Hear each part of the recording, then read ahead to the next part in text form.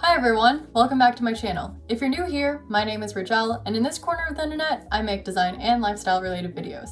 If any of those topics interest you, consider subscribing and hit that bell for notifications. In today's video, I'll be talking about the 3 most commonly used Adobe programs for graphic designers.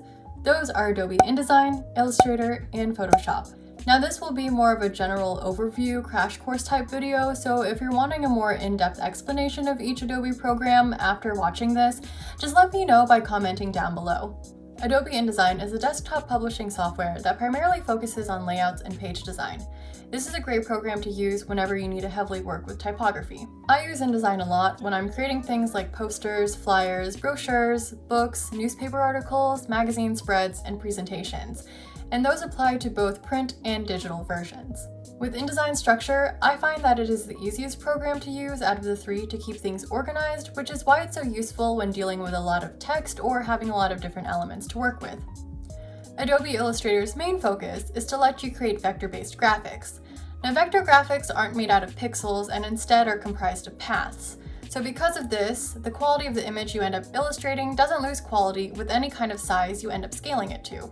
I usually use Adobe Illustrator whenever I need a design work that needs some kind of graphic elements for the project, which sometimes can be quite often actually. As I said before, graphic designers heavily use text in their work, but to add an extra element of making the design look visually appealing, you can add illustrative elements to your work. For example, there could be a poster that you need to design for a music business, but they want to add graphics that matches with what they do onto it. So you can do this by creating any illustration that relates to music, like certain instruments, music notes, etc. Adobe Illustrator is also very helpful when creating logos. Illustrator still has the character tool that you can add text and manipulate on there. So you can make all kinds of different logos, whether that be a word mark or something like a combination mark. And lastly, Adobe Photoshop. Now this one is probably the most known Adobe program. It's primarily known for photo manipulation. Now, Photoshop is a raster-based graphics editor, unlike Illustrator's vector graphics.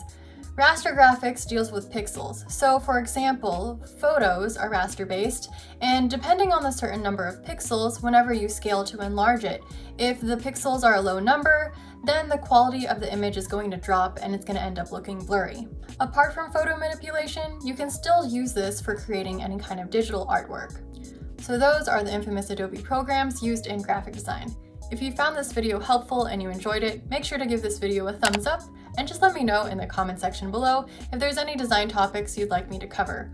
Also, if you're interested, please support me on Ko-Fi by buying me a coffee.